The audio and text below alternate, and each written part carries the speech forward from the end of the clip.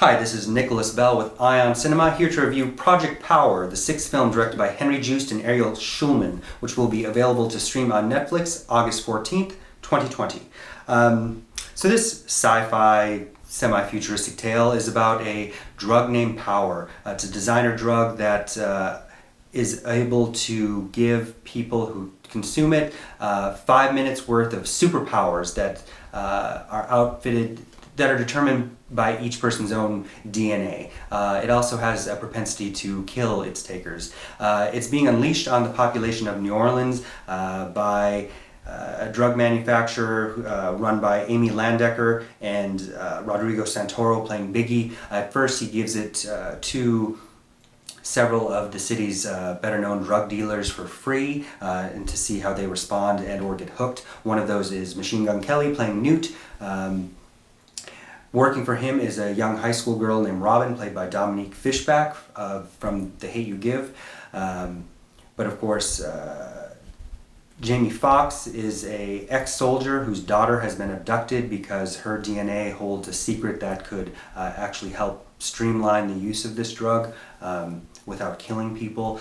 So while he's searching for his daughter, he stumbles upon Robin. Robin is also working with local New Orleans Police Department officer Frank, played by Joseph Gordon-Levitt, who also uses Robin to take the drug because it gives him bulletproof skin, and which is what he needs to combat the crime that has become out of control in the city due to this drug.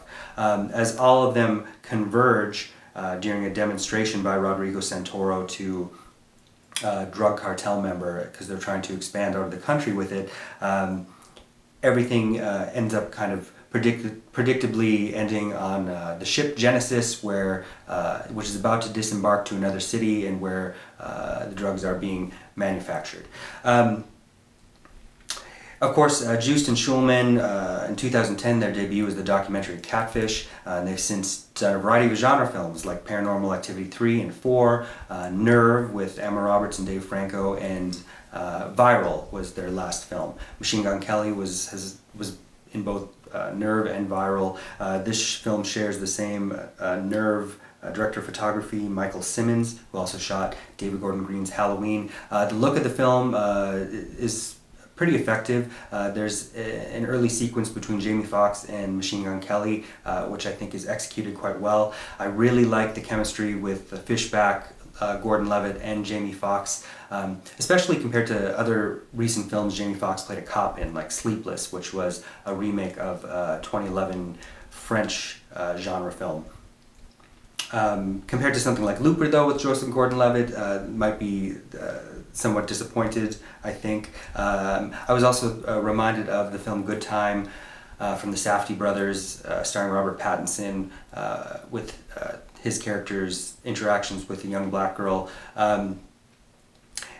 But of course, as everything becomes predictable, it starts to lose a bit of its energy. And at a film that's almost 2 hours, it has a lot of very glaring questions about the drug that I think could have been easily explained.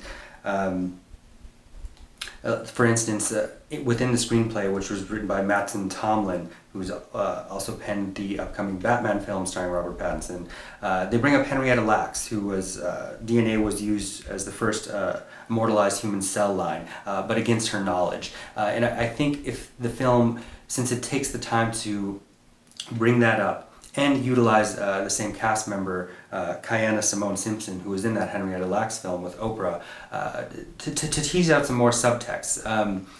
Initially, this seems like a metaphor for the ongoing opioid crisis, or like crack cocaine on the black community in the 80s and 90s.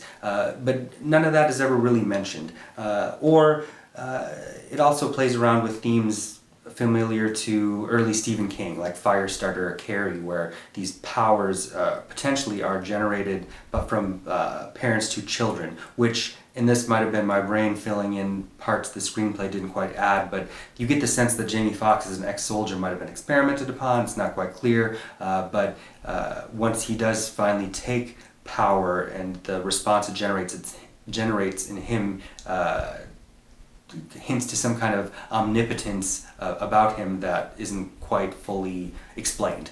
So if there's any major complaint about the film, it's about not explaining some of those basic functions of what's going on.